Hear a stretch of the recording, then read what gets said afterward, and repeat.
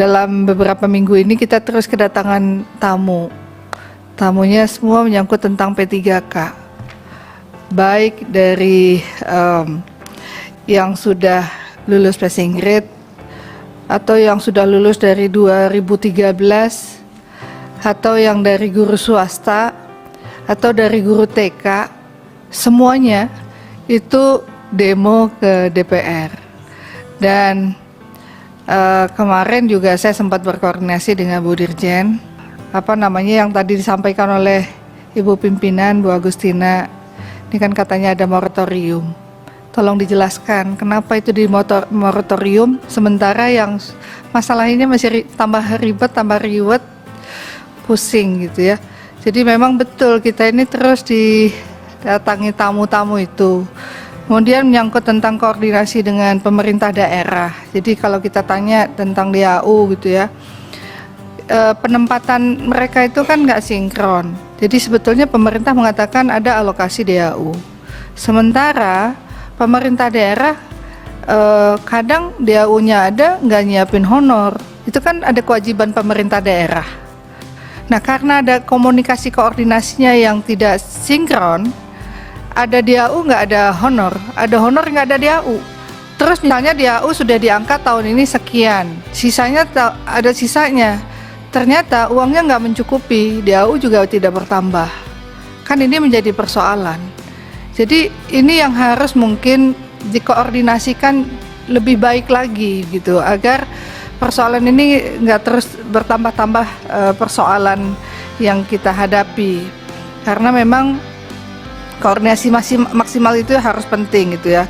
Terkait penempatan guru lulus passing grade pelamar prioritas 1 ada sekitar 45.307 guru. Itu harus dilakukan koordinasi juga dengan Pemda untuk pengangkatan pada seleksi berikut.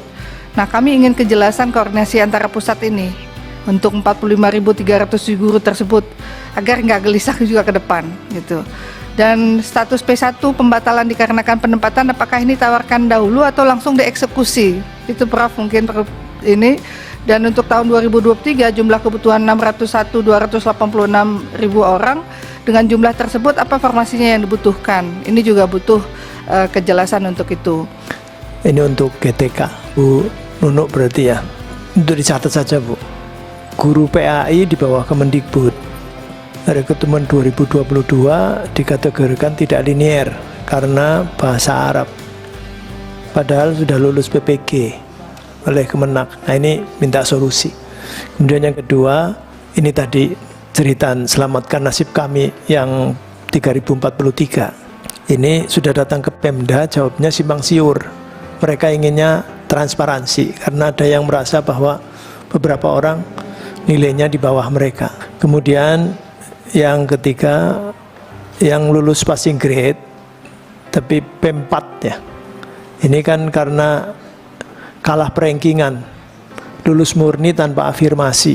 Nah, ini menganggap ada diskriminasi Juknis 2021 kalau lulus passing grade P1. 2022 beda. Nah, itu jadi ini juga saya kira karena P4 ini tanpa ada afirmasi apapun, minta perhatian. Kemudian ada kota, saya sebut saja ini kota Padang, 100.228 ini terlambat ngajukan, Kemenpan RB menolak. Nah, ini solusinya seperti apa? Kemudian tadi perpustakaan sudah bagus, tetapi pustakawan nggak ada, formasi pustakawan itu nggak ada.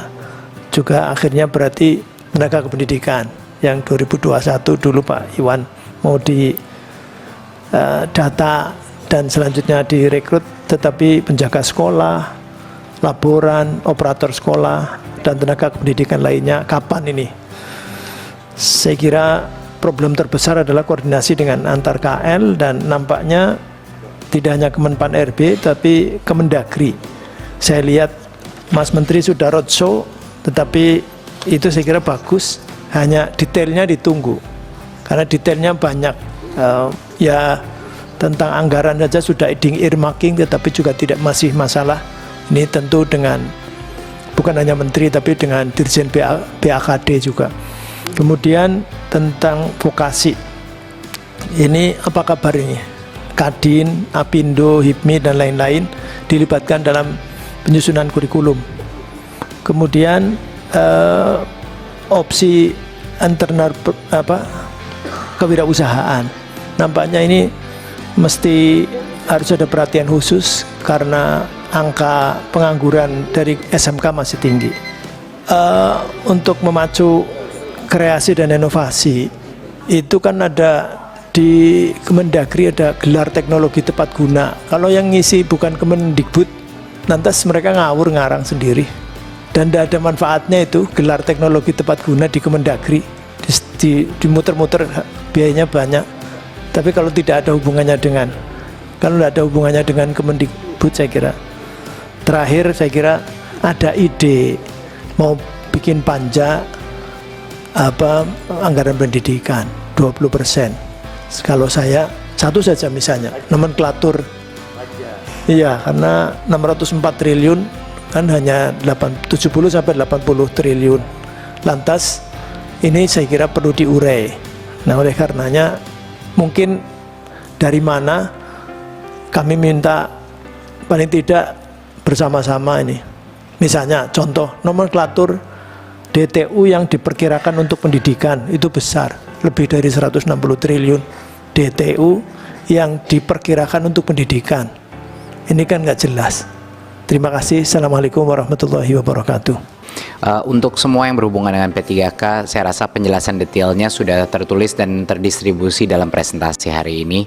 Kalaupun ada aspirasi-aspirasi, semuanya sudah kita tampung dan akan kami dalami. Ada beberapa tadi ada poin mengenai pendidikan vokasi. Memang masalah utamanya adalah banyak sekali guru yang tidak punya kompetensi dari sisi itu. Itulah alasannya kenapa program SMK PK kita memfokuskan kepada SDM, praktisinya yang mengajar. Sama juga seperti matching fund dengan perusahaan. Kami selalu punya kriteria bahwa praktisi atau orang dari perusahaan itu yang akhirnya mengajar di dalam itu dan bisa membantu mengajar guru-guru SMK kita. Tadi ada pertanyaan mengenai daerah yang nggak punya industri, gimana caranya? Nah, ini alasannya salah satu hal, satu-satunya hal yang menurut kami efektif adalah bekerja dengan industri lokal dan kecil yang kami berikan insentif melalui matching fund. Itu satu hal yang ternyata berhasil.